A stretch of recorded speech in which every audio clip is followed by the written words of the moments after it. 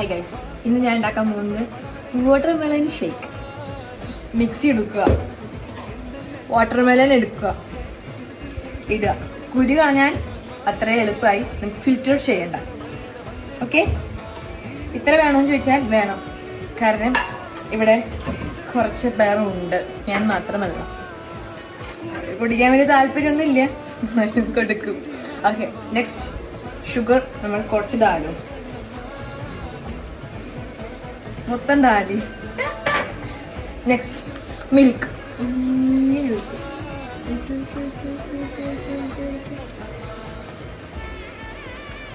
ഇത്ര പാല് മതിയായിരിക്കും. ഐസ്.